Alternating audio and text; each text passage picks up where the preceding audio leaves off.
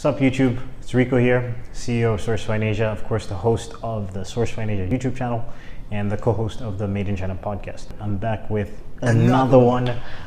This is going to be a video cast. I had the pleasure of interviewing Mr. Mafan from the MAFANcrew, and he also has a YouTube channel called MAFANcrew, you guessed it.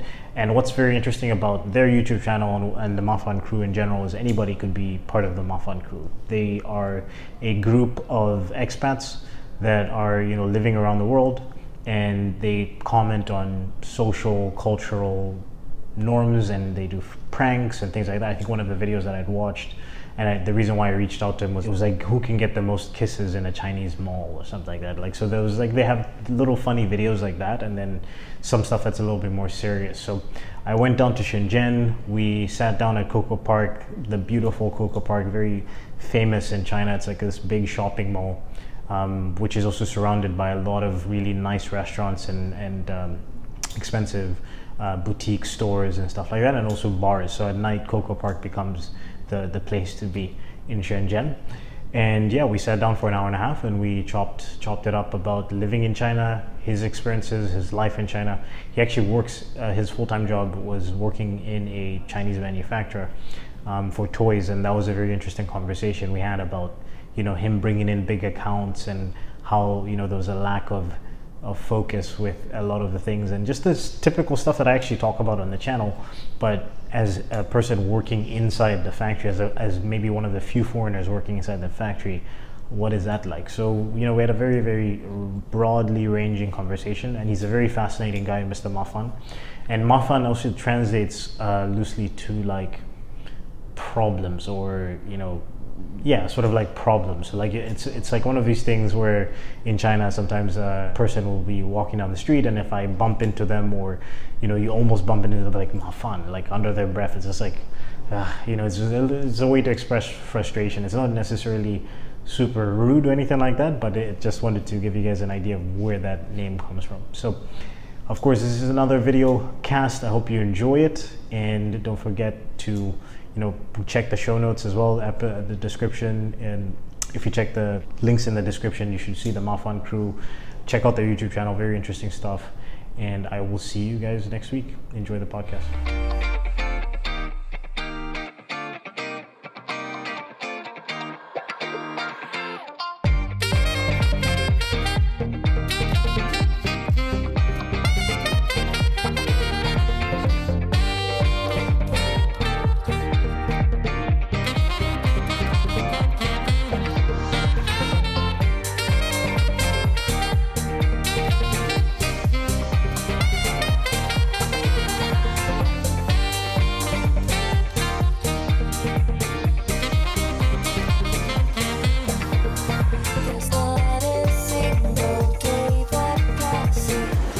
The sun is out. It is. My coffee. It's beautiful. Beautiful day. Beautiful day. All right, guys, another video from Rico from the SourceFind Asia YouTube channel. And I'm honored today to sit down with Luigi Mangasha. That's right. Mangasha, I got it right, aka Mr. Mafan, MAFANcrew. And today we're just going to be doing a deep dive into what brought him into China, how he started his YouTube channel, what he's doing in China at the moment. All right, so let's just start with your YouTube channel. Or channels. Can you just break down what your channels are about? You have the MAFANcrew. You were telling me a little bit about that before we started. Right. The MAFANcrew started as an outlet for multicultural citizens here in China. Mm-hmm. As a part of this international community, I felt the necessity to speak up and tell my opinion and my friends, my crew's opinion on several topics. It is very interesting to me to see when we talk about, let's say, homosexuality or interracial relationships. Yeah. It's very interesting to me to see how a person from Thailand, a Muslim person, an American, a Mexican, Brazilian, Romanian, and so on, we got different opinions on the same topic.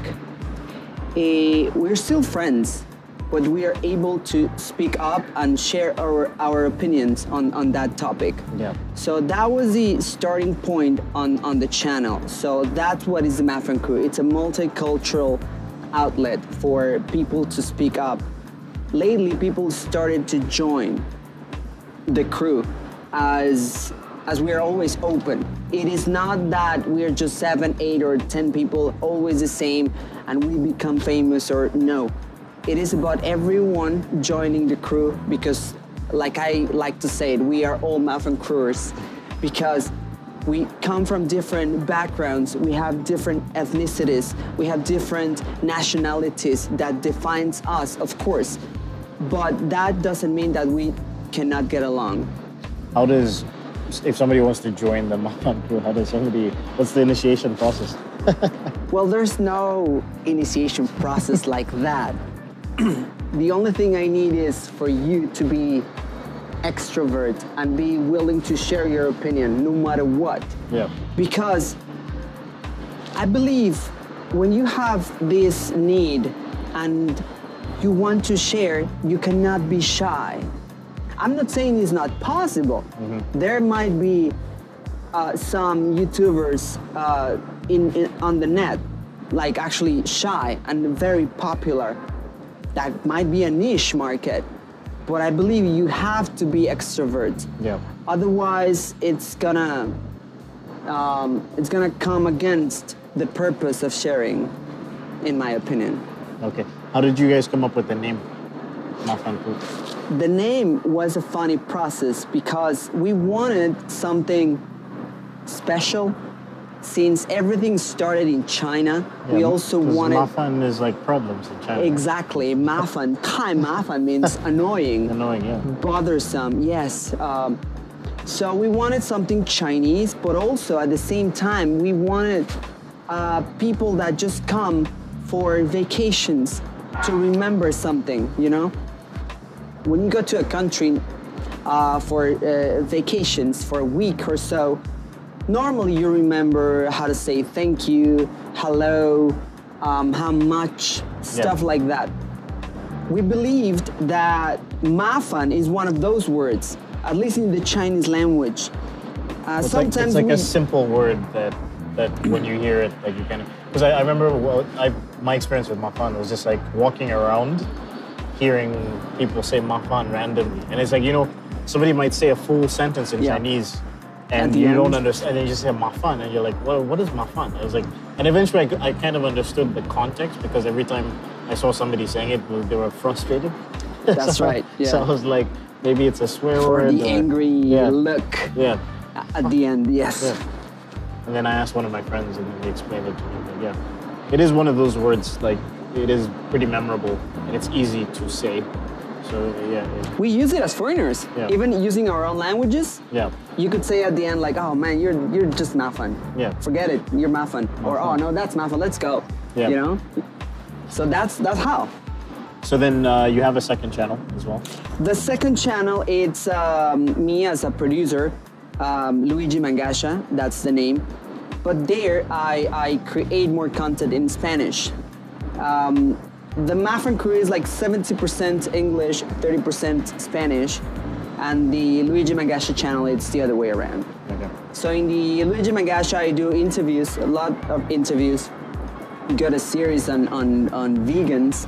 I'm not vegan myself, by the way, but I believe you're right, guys, out there, all the vegan people. You're supporting the cause, but you're not vegan? I support the cause, but I'm not vegan, I know. Do not hate me, do not eat me on the comments, but it just happens. I know my friends have told me that I have to go vegan. I got my reasons why not to, but you just enjoy eating meat. I like to say that I don't want to make my life difficult. Yeah. Okay. It's kind of hard. It's also extremely difficult to be even a vegetarian. It is. It's an extremely difficult thing. True. So vegan is almost not impossible, but it's really difficult. It is hard. It is Mafan. Exactly. You see it? You see what I did there? Okay, so let's backtrack. Let's go to the beginning. Before we get into your story, obviously you live in Shenzhen, right? How long have you been in Shenzhen? Actually, my story started in Beijing. I always like to say that I'm a Beijing boy. But you live in Shenzhen right now. Right now I live in Shenzhen. It's been a year. Where are we located right now? I am actually kind of close from here. It's a window of the world, like 25 minutes metro. Yeah, and so right now we're sitting in Coco Park, which is one of the most famous shopping centers in Shenzhen, really in southern China. And in and around here, there's a lot of nightclubs, bars, things like that. So you'll find a lot of foreigners live here. The good ones. Good ones, yeah. And yeah, it's just definitely a beautiful place to come check out. So I thought it would be nice to record here as well.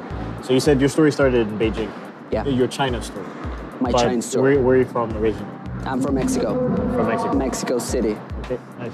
That was the land that saw me come to this world. And after a while, I decided to leave. In order to leave. Yeah, in order to live. Okay, so you're in Mexico.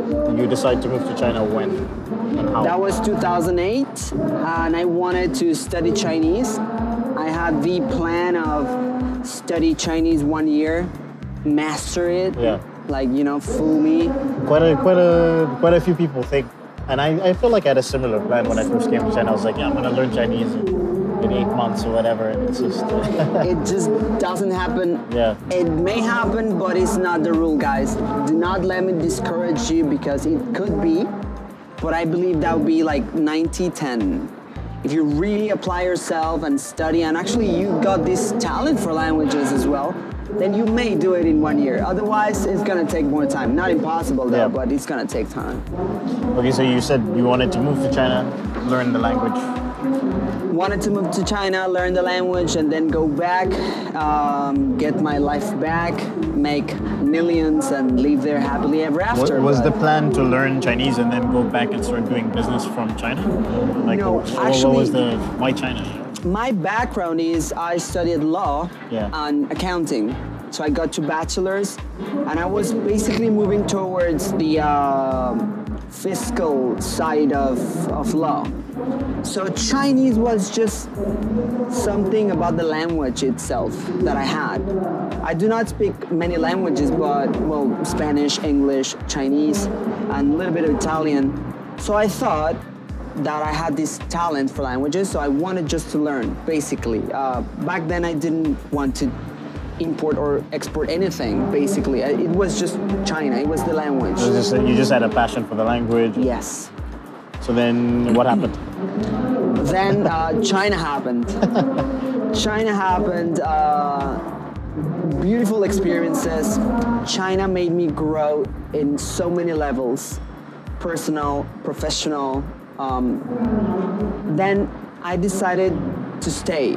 I was doing all kinds of jobs, from teaching English to working at the embassy to opening my own company to now I'm a regional manager for a toy factory and on YouTube. And so this was in Beijing when you're doing all this other stuff, or like? Basically Beijing, yeah. The managerial position just happened in Shenzhen. And my beautiful girl, of course, did not forget you. Damn, I almost got in trouble. Yeah, I don't like. For me, I just like I'm not gonna talk about you. Yeah. Yeah. So how long were you in Beijing? Beijing, 9 years or so. Wow. Kind of lost count. 9 years, 8-9 years. So you're like my business partner. You're a China veteran, you know. I am. There's something, even when I met you, there's something that I notice whenever I meet somebody that's been in China for more than 8 years. There's something in their eyes, like you've seen some shit, you know? Yeah. It's like he's been here for a while, and then it's just like there's an aura, you know? That's right. Maybe calm, but like prepared for anything to happen. You know? Yeah, you're just aware. Yep. You know, it's like Mexico. I do not like to talk about Mexico much because I got very radical points of view about it, and many times I clash with fellow Mexicans because, well, they love the country and all, and I don't that much. Because in Mexico, you gotta be ready for anything. like average criminals or organized crime, or the government, which are the biggest organized crime ever. So here in China, you also are aware of everything, not because somebody's gonna rob you, but for instance, somebody might. I gotta accept that Shenzhen is very well, better civilized than Beijing. Yeah. But there, if you're not aware or you just walk aimlessly, wandering around, somebody might spit on you on your way. You will never know where that came from. Yeah. Stuff like that. So Not that they're targeting you. It's just they're spitting. It's just Because they happens. spit a lot, and then Yes. you need to pay attention to what's going on around you. So Where you you're don't- walking, even Yeah. maybe they're not gonna spit, but you're gonna step on this, yeah, right? Yeah. Or you know, turrets and stuff. So that's the kind of awareness that you. What is going on? What's going on? I don't know. Some event started. That's the kind of awareness that you raise in China, I believe, and also the awareness of in the job place. I made a video actually about like how not to get in jail, how not to get in trouble in China. One of my points was make sure the offer is legit. Sometimes you might get offered a very good position with your own office and very good salary and this and that. It turns out after some time you're gonna be blamed for something the company is gonna do because they know already. They're just using They're you. using you, yeah. They're setting Right. you up for that, yeah. That's it. And actually happened. There was a Mexican in Shanghai. He was there like in house arrest for a year and a half or so because the company did that to him. Yeah. His signature was all over the place. So how could he say, no, I didn't do it? He did it. I mean, he didn't know the company and the He didn't know investors. that. He didn't know what was going on behind the scenes, but Exactly. But anyways, I mean, whenever you get offered a very good position, something that you don't believe, I mean, I'm not saying you don't take it. You might be lucky, but just doubt it a little bit. Ask about it. Do your research. I don't know, just don't go for it right away. That kind of awareness. so 8-9 years in Beijing, what are the main lessons you learned from being in China for such a long time? I have learned to be more patient. That's something that I always talk about. That's like the number one lesson that China has taught me Yes. is patience. Yeah. You gotta be patient. Number two would be not just to be open-minded, which you should be, but also like willing to accept that. One thing, when you're open-minded, you know that there's gonna be a kid with the assless pants walking around. Yeah. So that's like, oh, open-minded, oh, cool, oh, let me take a picture, and then, you know, you are fine with it.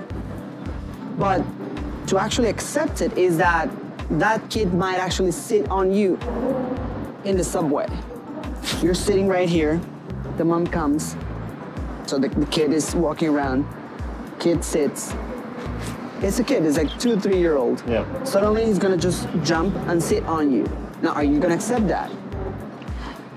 I'm accepting that. I don't know if I'm ready to accept that. You know what I'm saying? Like, I don't know if I'm ready to accept some kid with assless pants You know that what I I'm don't saying? know Like- is going to be. that's this part where you have to accept rather than just be I'll open-minded. be like, yeah, look at the mom, like you're not gonna, and the mom is gonna look at you like, is there a problem?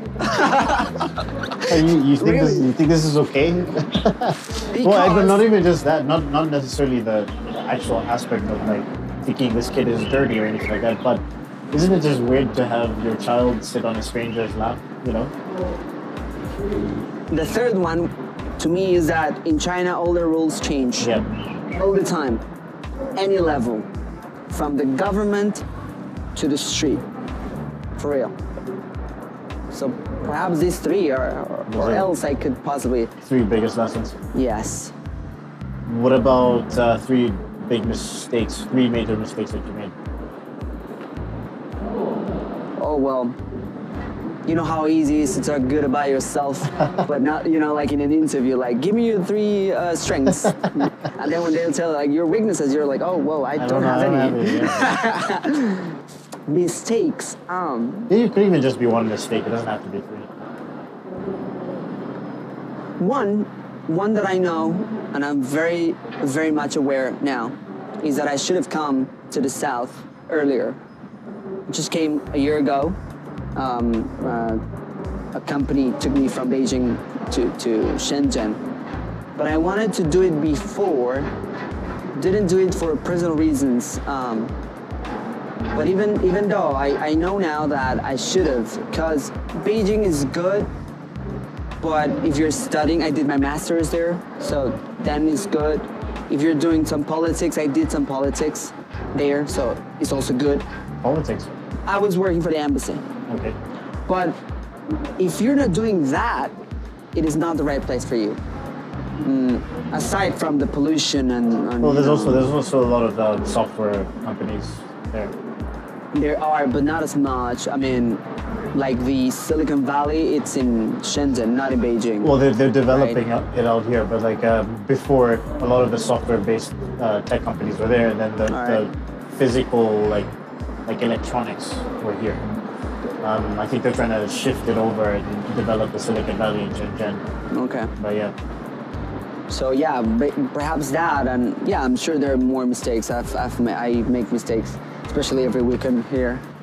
You know, yeah, the South is. I feel like the South is way more westernized.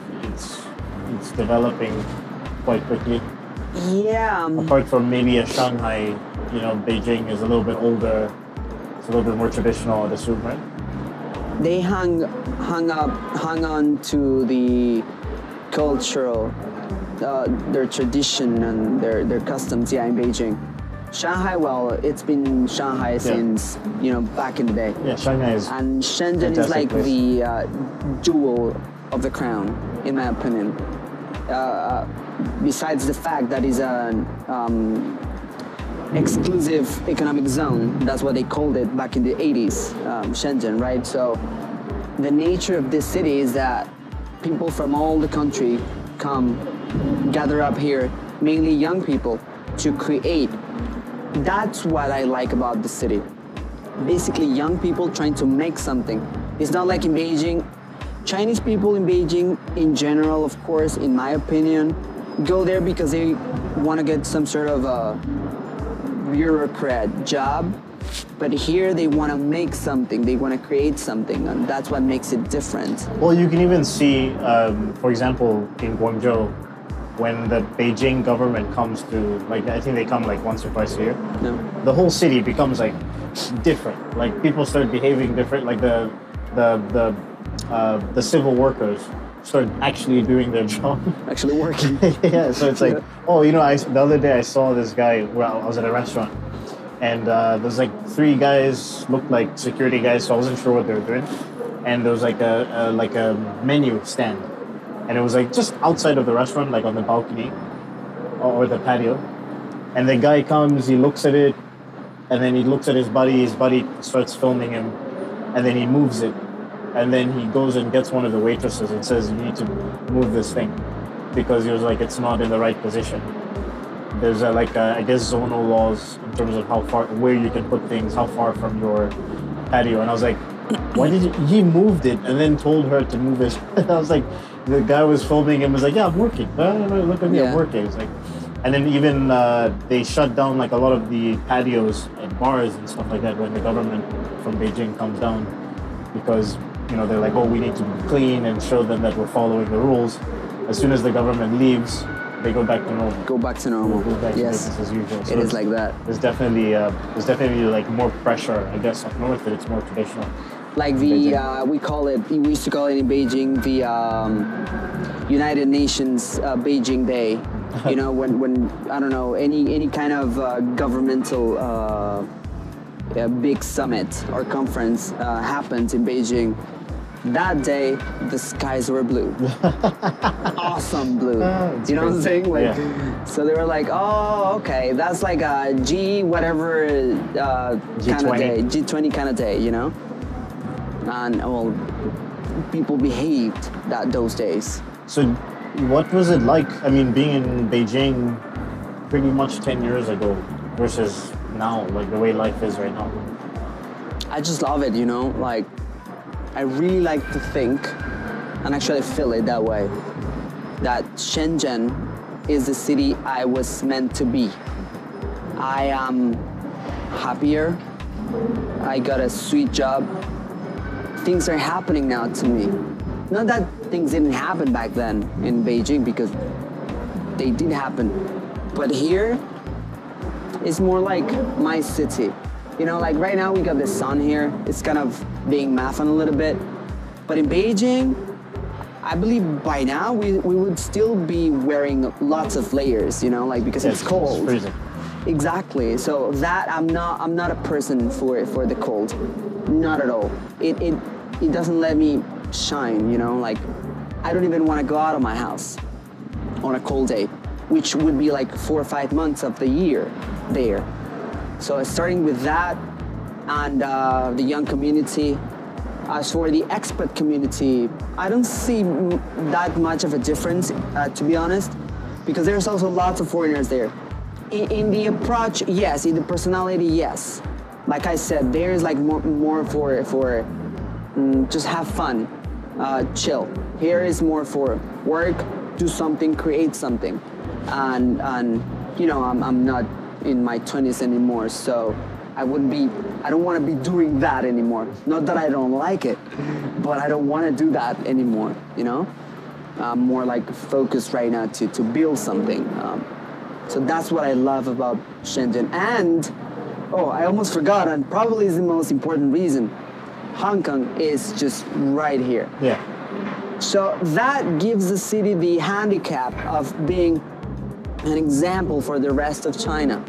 Because I believe the Chinese people here want to, let's say, become more like Hong Kongese people in the way even in the way they dress, the way they behave, the way they talk, everything. It is probably just the fact that geographically it's right here. And even if you compare the cities by themselves, you'll see that they do behave differently. You put Beijing the biggest, Beijing, Guangzhou, Shenzhen, Shanghai, they all behave different. What did you do for money when you were in Beijing? Oh, like I said, I was an English teacher. I played for a band with a very good friend from Argentina. Very beautiful, by the way. Nat, if you're watching this one. So with that I play djembe, drums. Drums? Okay. The djembe, the African drum. What else? I don't know. I did everything. All these jobs like for 100 yuan that you go and read something, proofread something. I don't know. Lots of stuff. Just how sick. So then how did you get the job that you have right now? That was through network, you know, like kind of Quincy, because, you know, after some time, like I would say thanks to WeChat, you know, because even though I'm connected to the outside world, I do have Facebook, YouTube, and everything else that most of us foreigners have. Yeah. I mean, access to. But aside of that, my WeChat is like what I normally on a daily basis use, right? So back then I was like literally just like, hey guys, if somebody knows of a post, I'm looking for a job in this and that, like marketing, business development, got this kind of years of experience, and basically, and I kid you not, like so after like a week. Just to give people context, so you're talking about your WeChat moments, right? My WeChat moments. So WeChat moments would be kind of like Facebook wall, like a Facebook feed, or Instagram feed kind of thing. So you just post there, and then all the people that are friends with you can see it. Exactly. Yeah. So I was like lucky, and in a week, like a friend of mine was like, oh, I know somebody, but he's not in Shenzhen, but he's in Guangzhou. You might want to talk to him, and then we got an appointment, we talked, and yeah, later I was working for him. Awesome. So kind of thing. That's super, and that's actually a very important lesson. One, networking, which is something that I always, Guangxi, like you said before, which is something I talk about a lot on my podcast and stuff. But then the other thing was WeChat. I talk about WeChat from the manufacturing side of things, but if you're here doing business and living in China, like building those relationships, being able to post on WeChat, it just makes you more accessible. You know, it makes you more accessible. Some companies, Western companies, in my opinion, make the mistake of thinking that if they got the platforms already there, whatever those are, well established, well managed, and they come to China and tell the Chinese partner or the client or the supplier or whatever, like, here, check me out. Some of even big, they wouldn't be able to access that. And they will ask you for either your Weibo or your WeChat. Yeah. So if you're not ready there, you're missing out. It's important, very important. Yeah, I very rarely give out my phone number in China. It's always WeChat. Not anymore. Yeah. True. So, okay, we're transitioning more into the business side of things. So you have this job, you're regional manager for this manufacturer.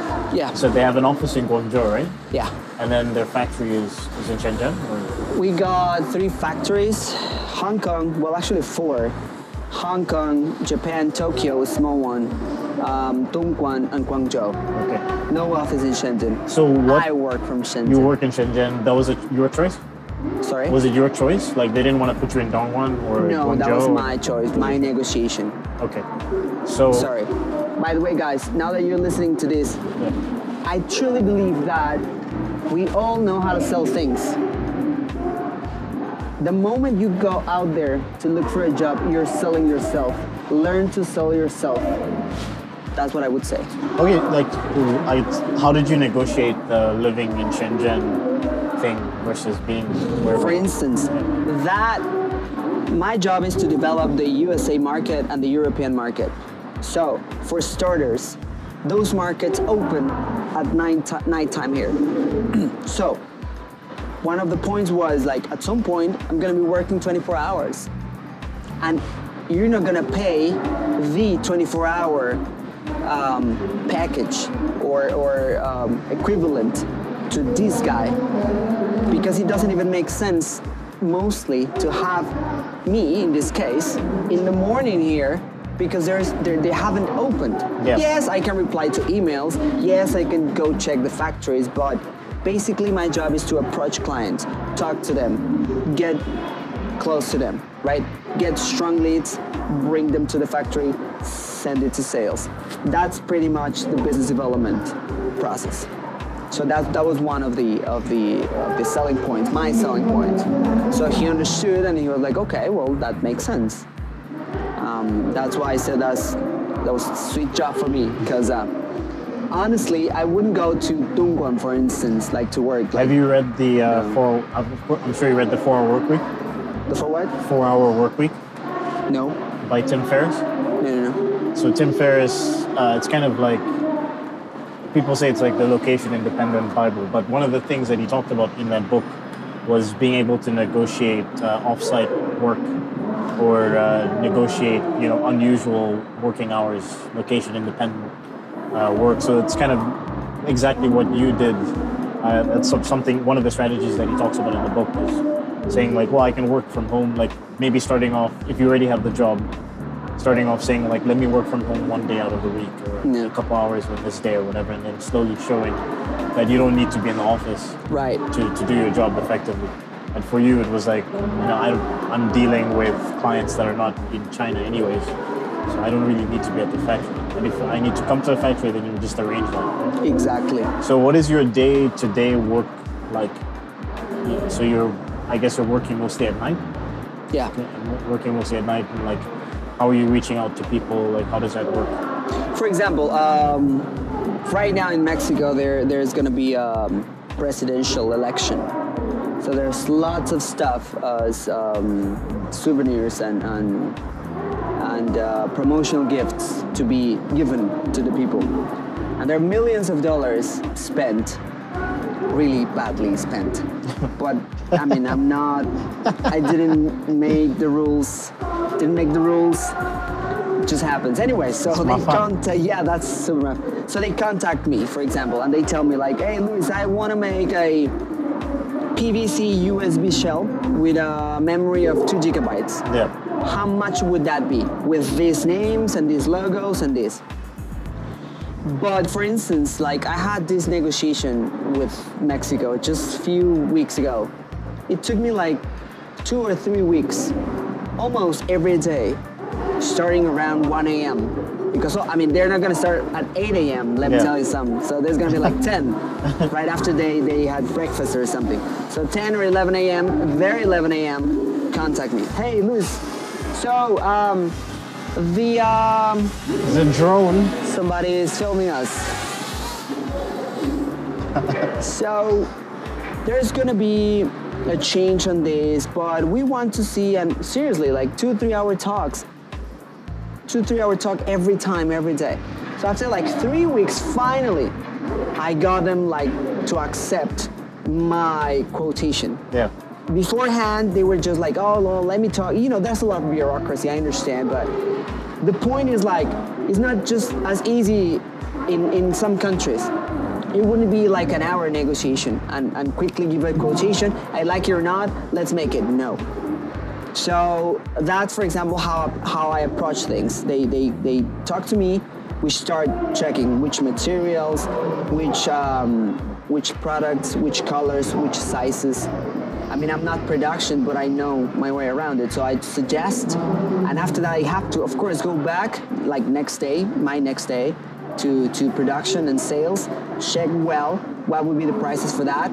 Go back to that night again, and tell them like, okay, for what you told me, this is gonna be the price. But if you go this way, this is gonna be the price.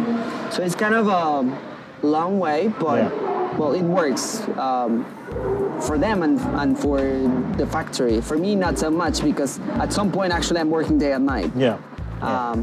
But anyways, that's part of the job, I think.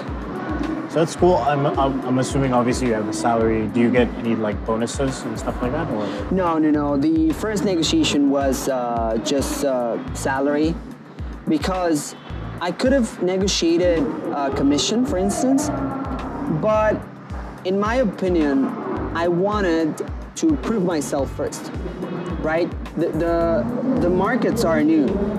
So I didn't want to go and straight away tell them like, okay, and I need 15% of that, because we weren't selling anything anyway. Yeah.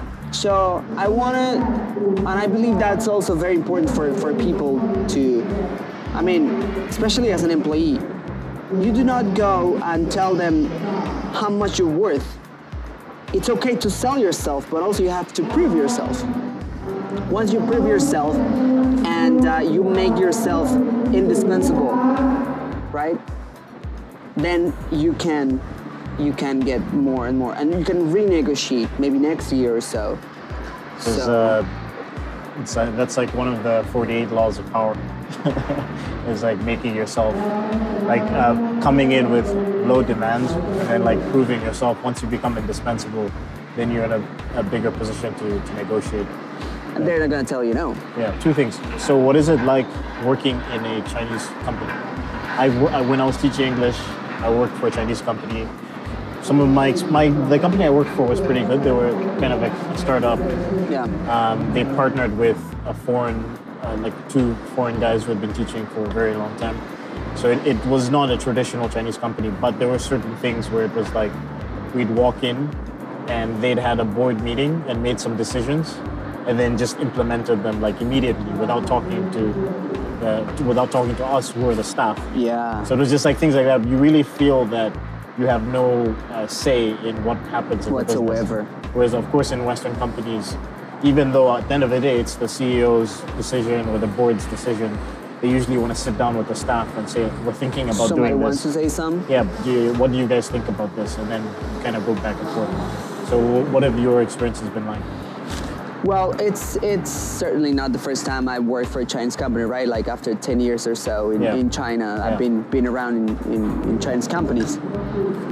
But probably it's the first time I got like a better position where I could possibly make a change And I always tell them, especially to the people under my management, if the boss wanted to do the things you do it, why would he hire me?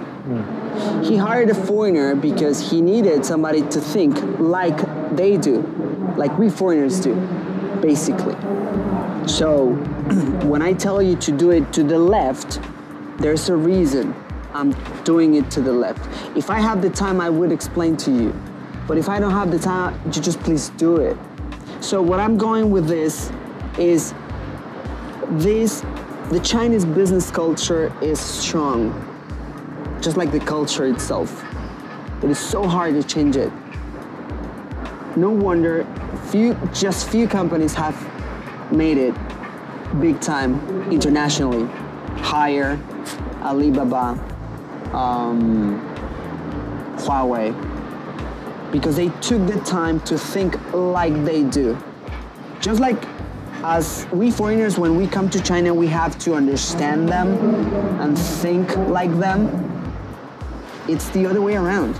You want to go to the US, you want to go to Africa, you want to go to South America. First, go there, study, research, then plan, then you implement. But exactly just what you said. Here it seems that, I know time is money, but it seems like there's a rush to do things here. It is like, oh man, the boss just said like to give a 2% discount on any quotation bigger than 100,000 pieces. And they just go right away to talk to everyone. And it's like, okay, hold on. Check first the materials. Check first the capacity in the factory. Maybe we don't have capacity now. Maybe we are just on point. We cannot produce more than that because the month tells us that we can just produce like 5 million pieces. If you go with that right now in this moment, we're gonna end up not delivering, and it's also bad. Yeah. So maybe you wait for 1 week, talk to the manager in production, and then you talk, you communicate, you plan. That's my point. Then that is one of the things exactly. Like they seem to rush doing everything, no communication. The culture is strong and they don't want to change. And well, there are so many more things, right? For example, I have the impression that many of these big, let's say, maybe I'll be wrong with this number, but 70% of the big companies, mainly Chinese companies with no foreign investment, 70 of those big, not medium, not small, big companies, making millions of dollars a month, they do things very, very organically. Like weed, I like to say. Meaning they just do. Yeah. There's no planning. There's no plan. There's no planning. There's no process. There's no aim. You just sell. But you don't know why you sold to that person. You had a competitor, but you wanted to sell. Maybe that competitor was smaller, but with a bigger reach or better network, or it was actually better to sell to him first. There will never be that kind of understanding, at least so far. So when you try to implement that, which I'm trying to do, it's very hard. They don't accept it easy. They just fight with you. Like, why would you think that much? Just sell, quick. And that... Who's saying why do you think that much? Is it the people working underneath you or the... Yeah, and other managers. And the managers as well. So they're saying, oh, you're thinking about it too much. Like, let's just do it. Just do it. Let's just do it. It was funny, man, because in my company, closer to the Chinese New Year, everybody was selling. I mean, again, don't get me wrong, sales is good, it's necessary, of course, it's vital for the company and so on, but reputation is also extremely important. Back then, human resources was selling. I heard her. I was like, really? You selling now? You sending quotations? Yeah. Then I overheard finance doing the same. So I was like, okay, so everybody's selling here. And again, it's the same mentality, the quick sales. Yeah. Perhaps many of these bosses, they don't care because they're making millions anyway. Yeah, they don't, yeah. Why would they think that much? Well, there's definitely, I mean, from my experience with factories and stuff like that, I agree with this aspect of one, a lot of times there's a lack of systemization into why they're doing things the way they do. Even if they've systemized the production of how they make the products and stuff like that, like understanding why there's a sales department, why foreign clients want this versus this, and why you should focus on this, why you should focus on customer service, and why you should explain to a client that before they place an order that this thing is going to be more expensive because you can't find this material, but then they wait until you're like at the very last minute. Yes. And they go, oh, by the way, we can't find this material, like this is going to be 5 cents more expensive. It's like, well, you should have mentioned this before, you know? Yeah. So I find myself explaining to both my clients and my factories why the factories think like this or what the factory is going to do, and then explaining to my clients, explaining to the factories why my clients want certain things and why they want certain pieces of information. And then a lot of times the factories feel like it's Mafan because it's like, well, it's thy much. Why do this is too many details? Like, it's like, why can't we just wasting time? Yeah, you're wasting time. Let's just they start. think. Yeah. Why are we doing so many inspections? It's like, yeah. No, because we want to make sure that the product is made properly, and the customer's reputation is more important than them getting the goods a week early. It's like things like that I'm constantly explaining to factories. True. Yeah. What do you think do you see changes in your company based on the time that you've been working there, trying to get them to think a little bit differently? Anytime soon. No, honestly not. I've tried hard. My Chinese is good enough. I talk to everyone in China. I'm the only foreigner, so starting with that, it's complicated. Yeah. So I've tried talking to the boss. I report to him directly, so talking to him in Chinese, trying to explain, and there's a point where I get stuck in my Chinese skills. So I tell him like, okay, let me go back to my computer, open my dictionaries and translators and everything, even ask friends, write something, the explanation, send it back to him, hoping that he would understand my point. But it's been a year and I guess he didn't buy it. I guess. Or he's just too busy driving his Ferrari. Probably so. Yes, maybe I would think the same if I was making so many millions a month, and why would I bother?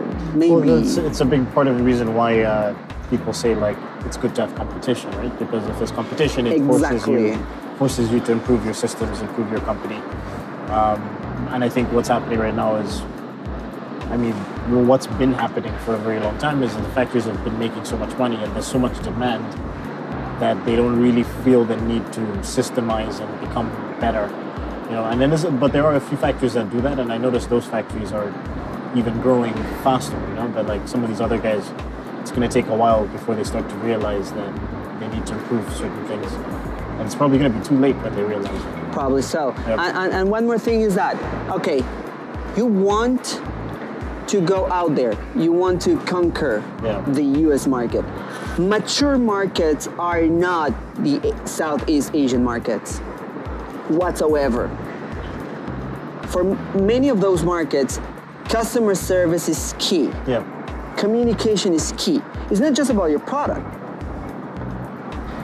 But again, they don't understand that. And whenever there's a competitor who does that, maybe when they realize it's going to be too late already.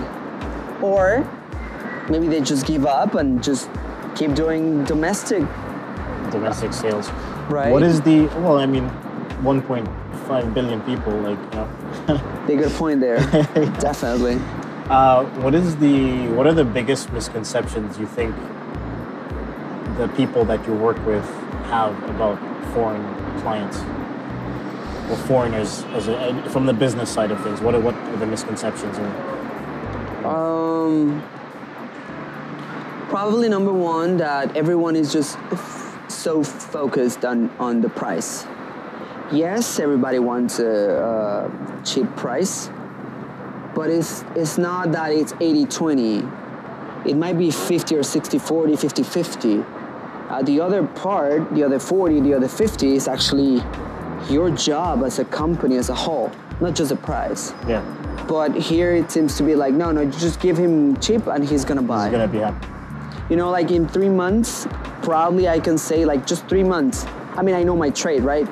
But in 3 months, I brought the 3 biggest overseas clients that the company had. Walmart, Samsung, and Revlon. And to my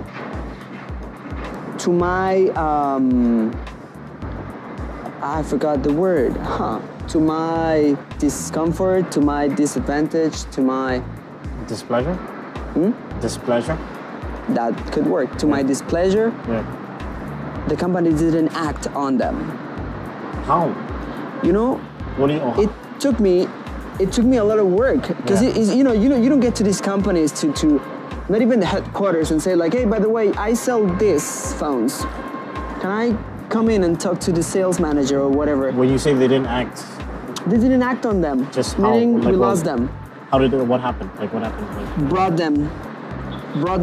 them to the negotiation table. Yeah. For example, Walmart brought the contract, which, you know, Walmart, probably the biggest shark, right? There is. They gave me the contract. They said like, okay, read everything. I got all the way up to law, and that guy told me like, oh, just give me these papers, sign it. Right after that, you go back to the person that you already contact. You start selling, no matter what. Because I got a good rapport with him, you know. Yeah. Which, by the way, Walmart was from my own network. Yeah. Not even from any exhibition or you know. Anyway, so gave the contract to the factory, and it's like a contract. And I told my assistant, tell them to translate this into Chinese. Because even though I could possibly do it, first, it's gonna take me forever. Second, it's not gonna be half good as a professional Chinese company would do it. And I believe this is super important. First, because it's Walmart. Yeah. Secondly, because it's the contract. Yeah. Our boss they must just don't understand like that. I can even answer what happens there is they just don't value contracts. So they're like, that too. Perhaps they thought it was too much. They're just like, what is, why are we signing these crazy documents? Like, what does this even mean? So it's like, and then, could you believe that? Yeah. So to me, it was like very frustrating when I saw like basically 3 months of work, hard work, because again, like I said, I wanted to prove myself. So in 3 months, I was like, okay, I'm made of this.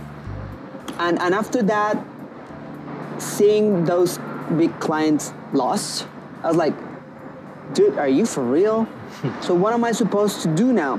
You want me to keep bringing big fish and you're not gonna even take care of them? Even my own reputation is at stake at this point. You know what I'm saying? Like, because big companies communicate. That's everybody knows. The CFO and the CFO and the CEO or CMO of many companies, they go and golf together. They dine together, right? So they talk. So when you go as a big shot trying to do something, to sell something, and then you do not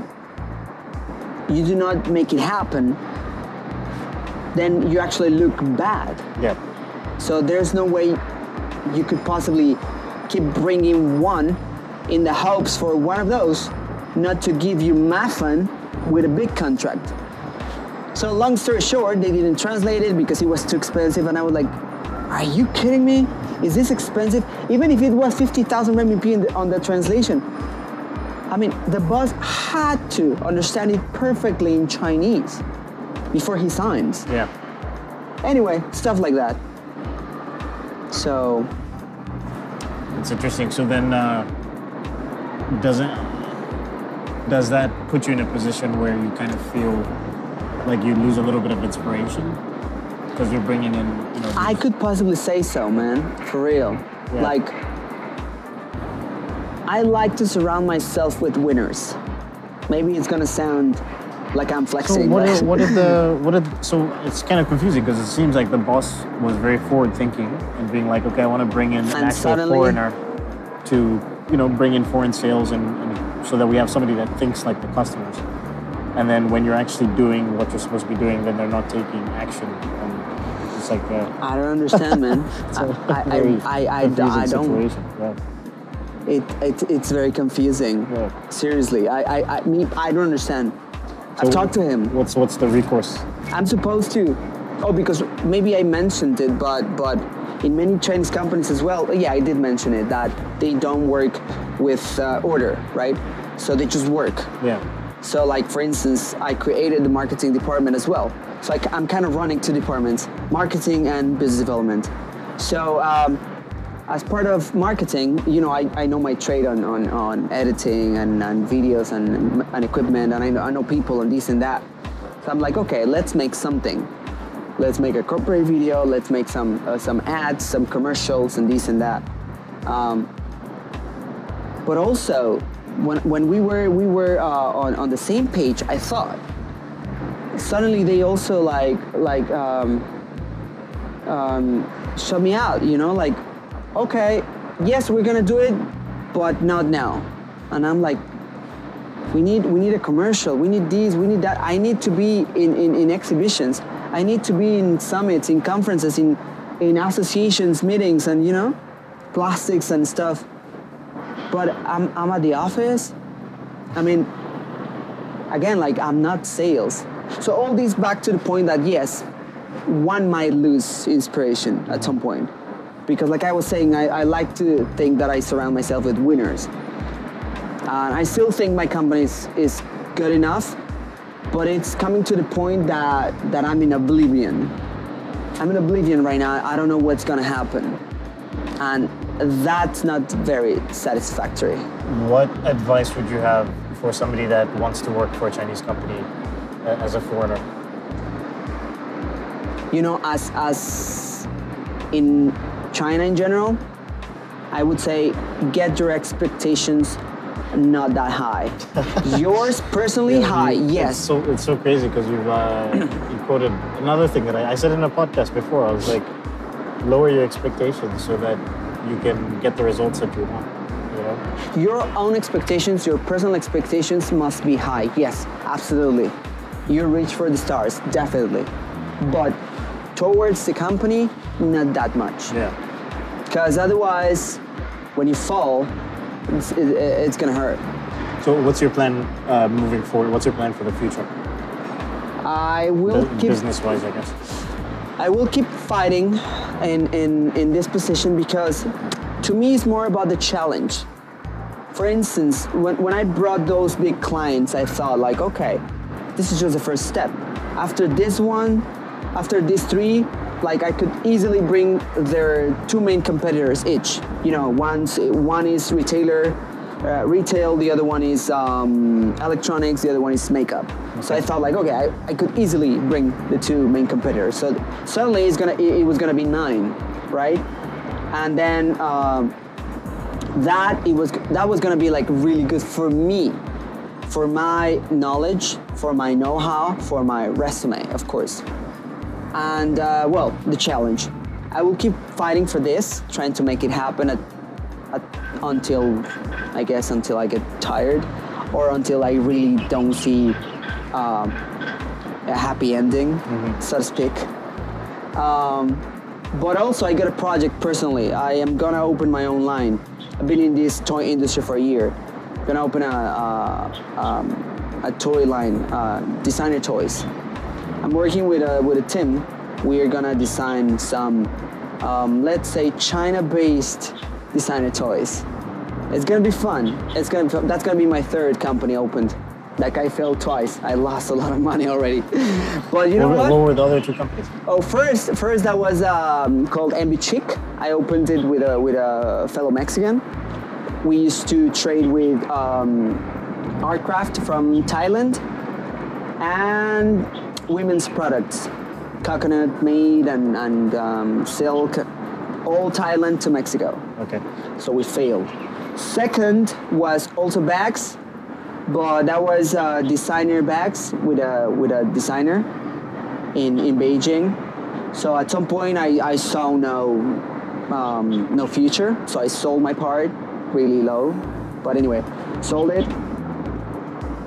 And then I waited a little bit because, yes, I believe you gotta stand up and keep going, but also you gotta be wise. It's not that I have lots and lots of money coming, here and there.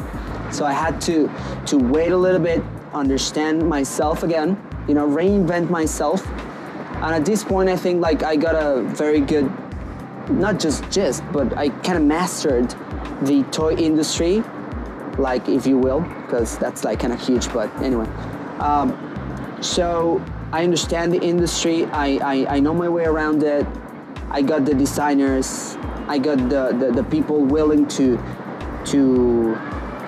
make this endeavor with me, and I'm just gonna do it. Start a new company. But now it's gonna be toys. Yeah. So it's funny because the first time you told me about the toy stuff, I was like, dude, I've been making toys for 3 years as well. So it's one of the first things we connected on. So let's bring it back to the YouTube. When did you start the MAFANcrew first as the first channel? Or? Yeah. Okay. When was that?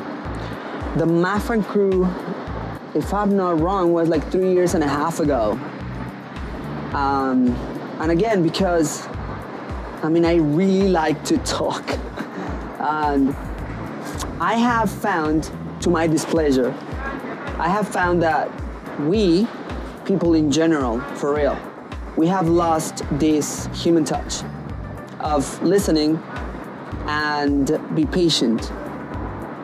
I see it every day. I go to a meeting, I go meet a friend or,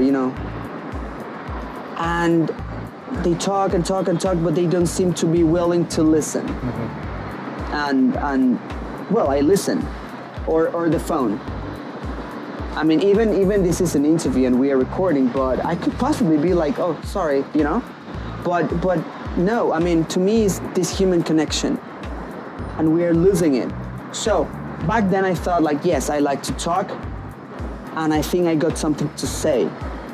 Besides the fact that I didn't want to be the usual, not that there's anything wrong with that, but the usual YouTuber.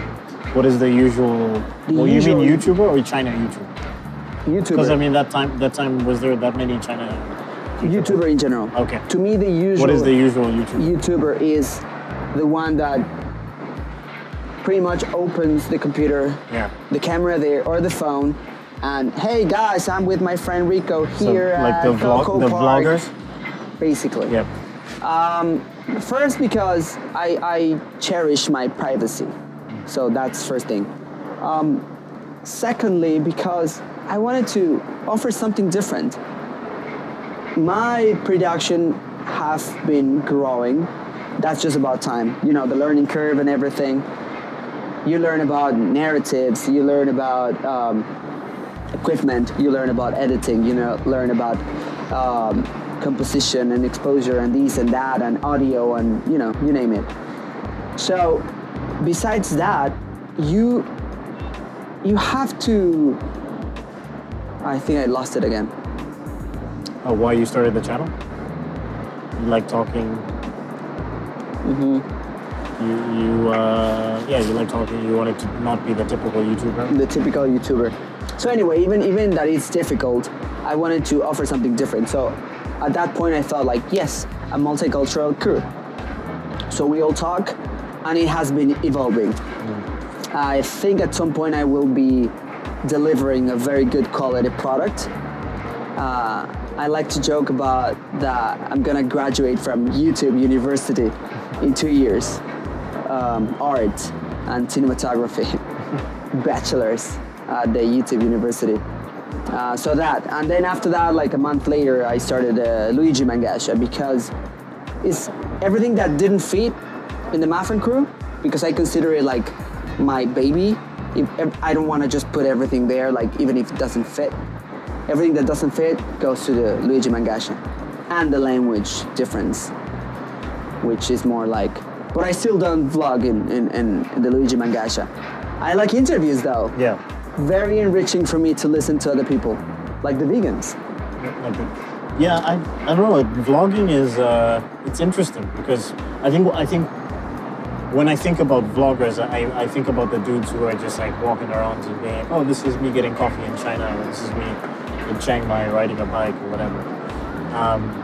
But then at the same time, I guess I could also consider myself a vlogger because when I do these interviews and stuff like that, I do record like my life, you know. So it's a little bit different. But I guess the main the value that we're giving is the content in terms of the communication, what we're talking about, the subject matter. And then the vlogging aspect of it is just the lifestyle. It's like an extra, it's not the main component Exactly. of the video. I believe in life, you have to offer, even at a personal level, Yeah. you have to offer a competitive advantage. What makes you different? Yeah. There are so many businessmen, young businessmen. There are so many very good-looking people. There are so many very good students. There are so many vloggers. There are so many. What makes you different? So what have you learned? least. What have you learned in 3 years doing YouTube videos in China? What I've learned? Yeah.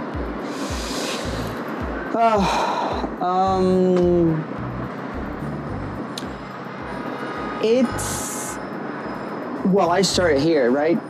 Never did it anywhere else. So I couldn't compare, but I think it's in the fact that I'm very much aware of the consequences. Because basically, this is illegal. At some point. Well, what do you mean? Like vlogging. Because YouTube is blocked. Yeah, I guess So, technically. that's what I'm saying. I mean, like I always say, this is So not I mean, fucking what North Korea. Yeah, what are the consequences? What are the odds, right? Yeah. But I like to think like, okay, this is basically illegal, you know? Or for instance, like have a VPN. Yeah. Stuff like that. I also think that if the government ever wants to put its hands on you, you're doomed, my friend. Yeah. Anyone. They just make it happen. Again, this is not North Korea. I don't think it's ever gonna happen. Maybe. Well, there's just like, unless you're really causing any problems, you know, That too. then that's the thing. But like, if you're just making videos about business in China and True. you've got 20,000 subscribers, even 100,000 subscribers, it's like they don't care about you. You know? Right. You really have to be making noise and be super political. You know what I mean? Following. And, yeah. But anyway, And also, most of our, like for us, that's the other thing is, our viewers are not in China. Like most of our viewers. that too. So that's another thing is that I don't think the government cares because we're not really influencing Chinese people. True. You know? True. So probably that. Like I'm aware of what I'm doing. Yeah. Sorry. I'm aware that. Do you ever hold back things that you want to talk about? No, Because you're not like, really. I don't really want that to go. If I'm on camera, I really sometimes just let myself go. Especially when Mr. Mafan takes over, everything starts Let's to... talk about Mr. Mafan. What's this to go character? wrong. What's this character that you have?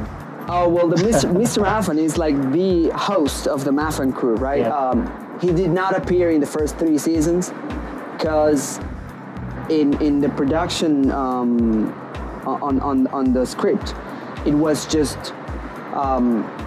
actually, it was non-existent.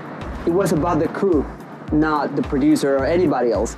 Then at some point, people and fans and friends, they were like, oh, you are the Mafan guy. Oh, you are me. Oh, Mr. Mafan. And I was like, yeah, that sounds good. Then people start talking to me like, you gotta do something, you gotta talk, you gotta appear. So I started doing bits like introducing the topic, like, hey guys, like this week's topic is this and that.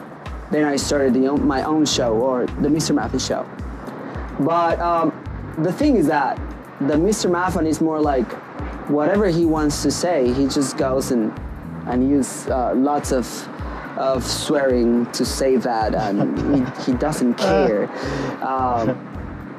Probably it's me when I'm drunk. You know, it's, at the end of the day, I'm making it, right? What's can you give a few examples of MAFANcrew type videos? For example, we made one that is the 3 things that we foreigners hate to listen from Chinese people, telling us that, hey, you are so strong, for example, but a guy touching you, like, you know, like, okay, dude, like, thank you, but it's kind of weird that you touch me that much. You know, stuff like that. Or for example, a Jamaican friend in the crew, he told us that sometimes people would come to say, hey, what? Oh, your skin is dark. Why is it? You feel the same as everyone? And you were like, dude, seriously? Just like, asking stupid questions. You're asking me this? Yeah. You know, stuff like that. So that was like a very popular video. One more was talking about how to get a job in China. Everyone gave their own opinion. Their own opinions, yeah. Being an English teacher, is Chinese the next English? You know, in terms of popularity and people speaking in the So world. it's pretty much like subjects that maybe foreigners experience in China. Yeah. And then your opinions on those topics. Yeah. What is the plan for the channel?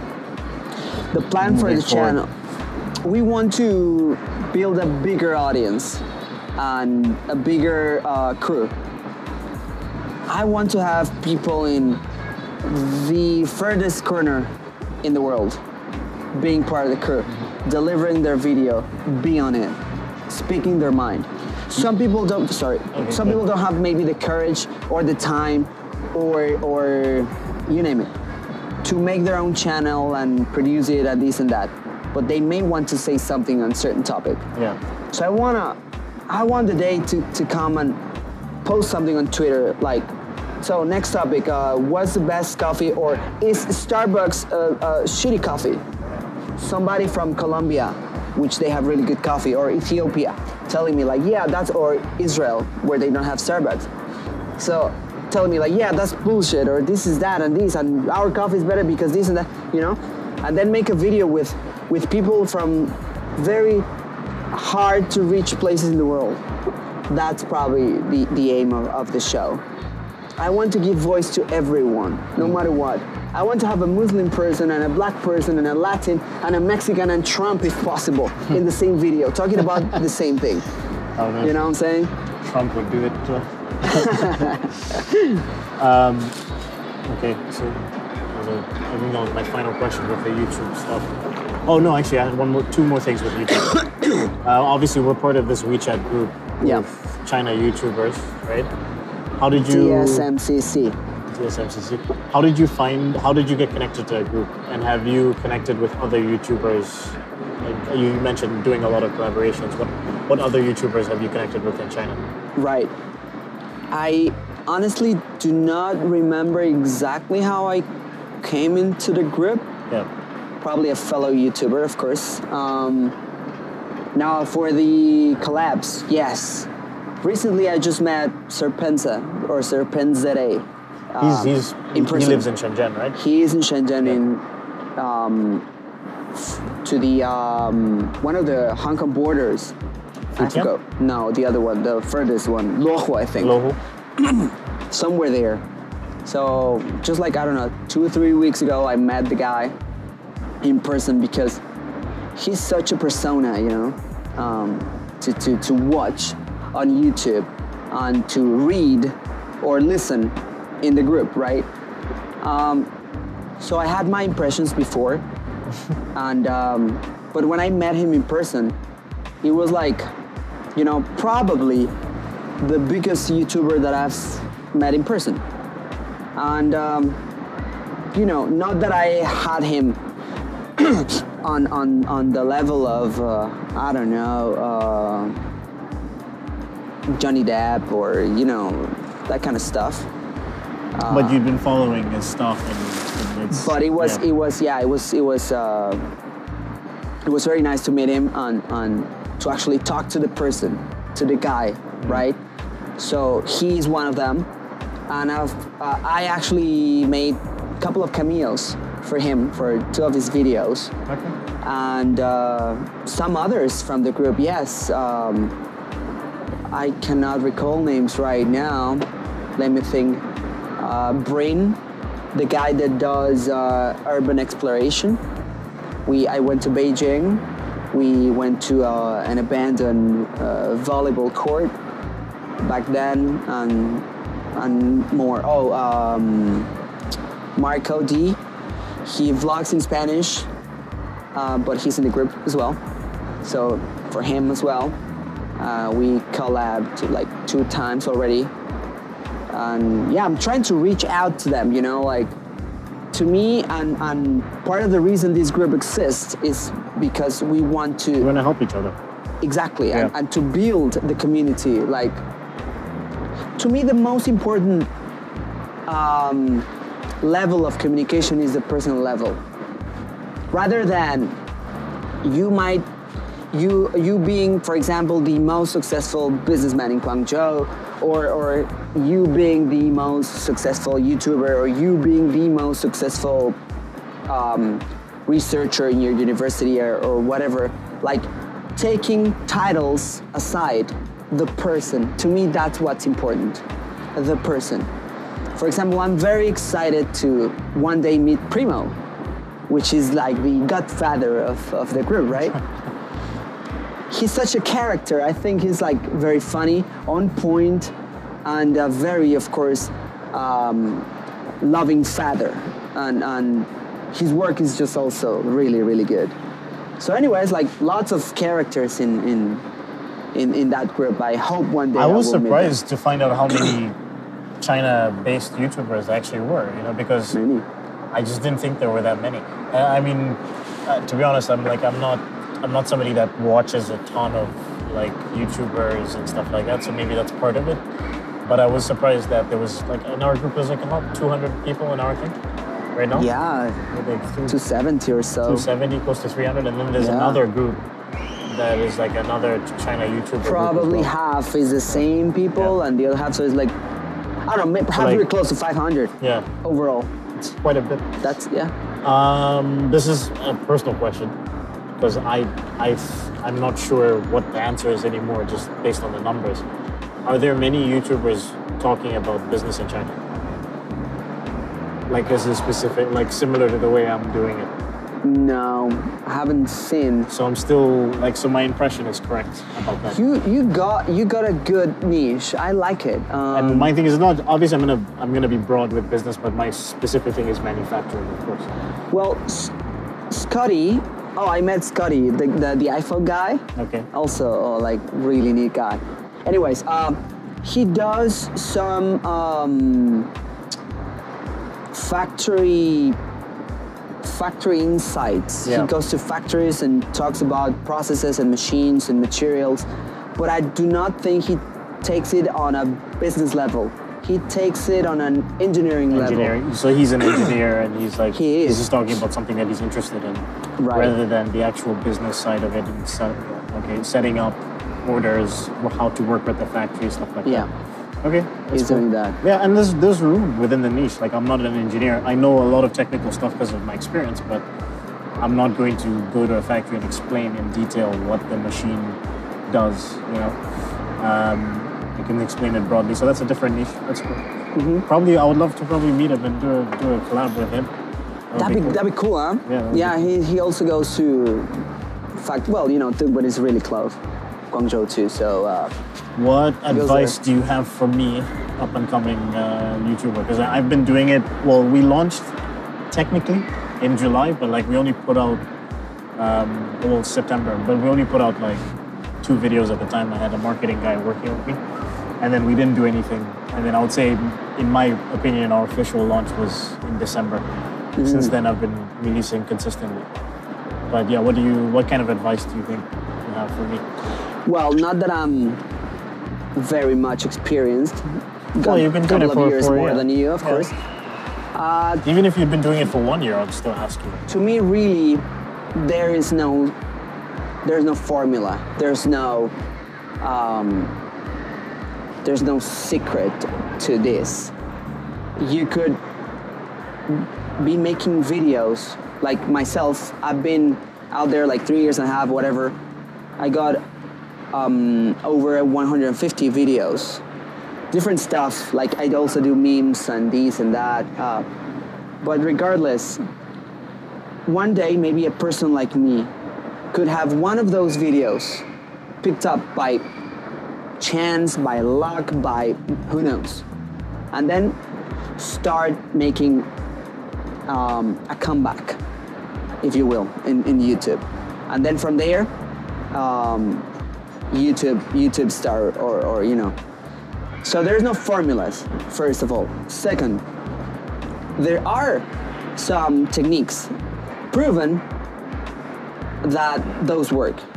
So I would say that, in my opinion, you gotta keep it real, who you are, you know what I'm saying? Like many times they talk in the group, actually, like everybody's Casey Neistat. Yeah. Honestly, I didn't even know the guy before. you know who was my kind of Your my model? boarding guru in YouTube back in the day? Peter Chow.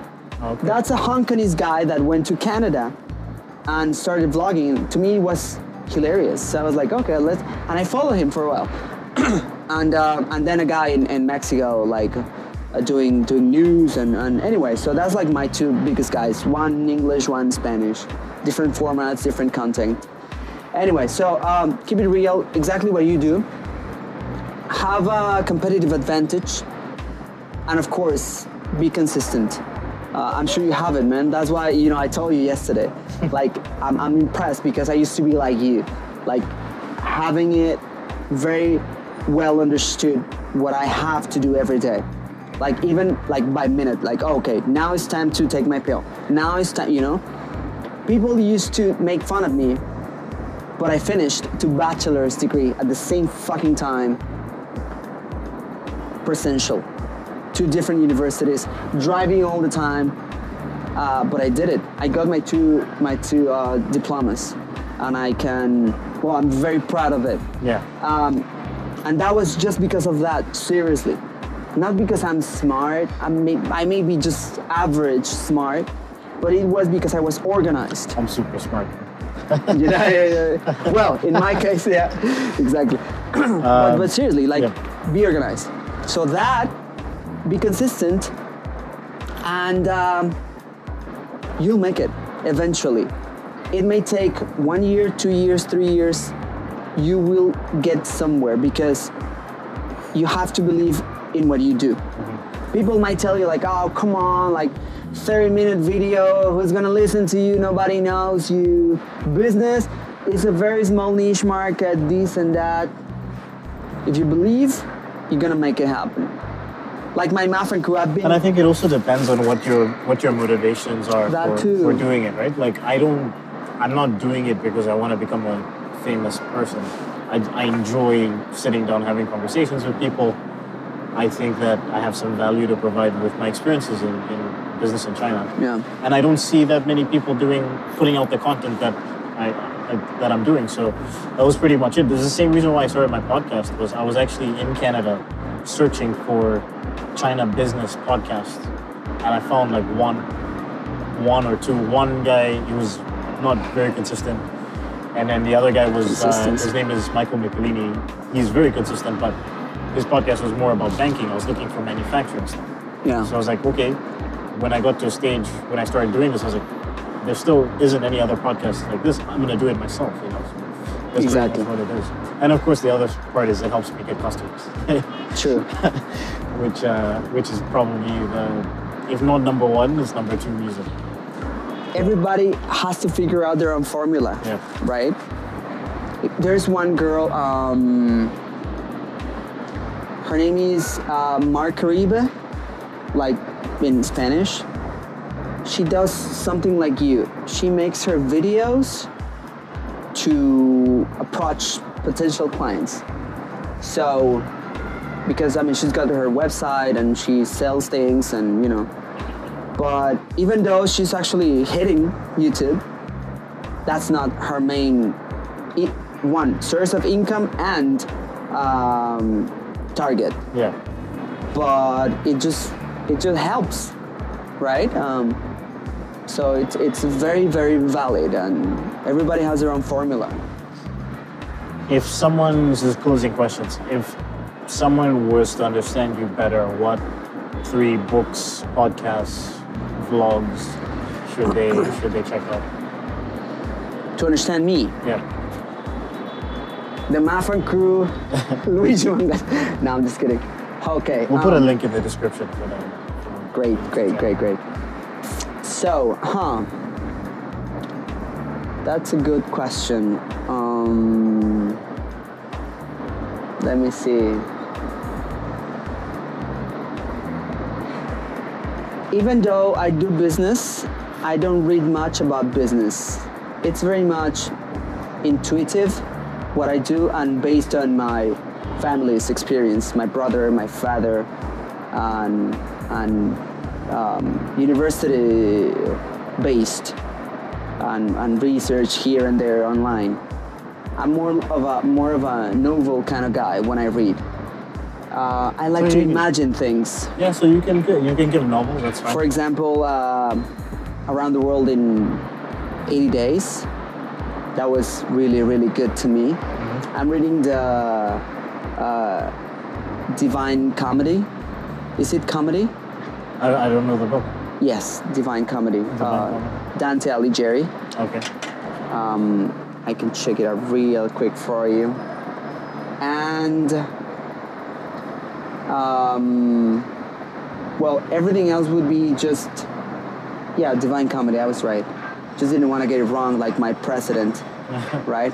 That's gonna show that Mexicans are dumb. I'm not that dumb. And good websites. The Business Insider, I like. Good articles here and there. And as a millennial, I think you have to be open to what the internet tells you, but not everything, you know? You can also feed yourself with bullshit. Yeah.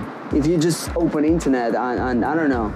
Like, I appreciate the effort that some vloggers have, even if they make pranks, which I don't like, but I appreciate the effort. It's like, okay, you're being creative. Oh, now you're being an asshole and this and that, but at least they're trying something. To me, that's the value of it. For example, this prank of the clown. That guy the other day almost got shot. I didn't see it. This guy makes pranks. I don't know the name. I don't follow him. Just saw it on Facebook. Makes the prank on a tunnel in a park somewhere in the U.S. So it's a very scary clown. Somebody's filming. Is he dressed like a clown, like from the It? Yeah, kind of thing. Yeah. With a hammer or something. So this guy doesn't take shit. Comes around. Pulls out a gun. And then the client's like, no, sorry, bro, it's just a prank. You see? He's putting himself on the line. I know it's a prank and it may be bullshit for many people, but to me, it has some value. He's trying something. Whatever. So that's the point. Like, you gotta try something. You gotta make the effort, right? So, fuck, I forgot again. You were saying you should be open to the internet, but not too open. Sorry, Dad. So even if you watch that kind of stuff, I mean, that would be your time, and you choose to feed yourself with that kind of thing. But also you can choose wisely. Yeah. Read about what you like. You like comics? Read about comics. You like cinematography? You read about how to, even vlogs about how to edit and compose and expose your pictures and this and that. Or business, you read about business. So, internet, that would be my third. Internet is the third. What is 80-20 principle? I'm forgetting my own question. What's the smallest thing that you've done that's brought you the biggest results living your life in China? Come again? The smallest thing that you've done that's brought you the biggest return during your time in China? Whether it's life, relationships, YouTube, business, whatever.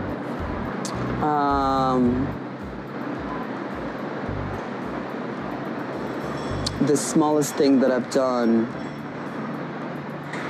I guess, being grateful. When I wrote my thesis of law, because in one of the universities I had to write a thesis, in the other one I did not, because different styles, different. So one of the quotes that I used is that gratefulness is the greatest virtue of a man. That reads that way, more or less words. So I believe so. So perhaps being grateful to everything that I have or that I get, even if it's just a smile in the morning, which is very hard to get here, to be honest. And that I appreciate from Latins. We always say hello and give away a smile on the way, in the subway, in the elevator, like, you know. So that, be grateful for everything that I have, and that has given me more friends, which sooner or later translates to more network and to a better life, I believe. I am a sociable person, so I kind of need to have people around, if you will. I mean, not exactly that I don't know how to be with myself, which I know, but I like to share. Part of the MAFANcrew thing again. Just share what you have. The knowledge you have, it's meant, and even the money or the riches you accumulate in life, they are meant to give. If you keep them, there's no good doing that. That's what my father taught me. At some point you have to give back. You don't even know who, but give back something as much as you can, in the way you can. A small gesture, a picture, a video, a pat on the shoulder, something, I don't know. Give back. All right, man. Luis, very nice thank you for being on the video. All right, guys, I hope you enjoyed it. If you have any comments for me or Mr. Mafan, drop a comment in the comment section below. And of course, like I said, we'll have links to everything that we talked about in the description. Cheers. Don't forget smile, guys. And sorry about my mishaps, but I'm drunk. No, I'm not.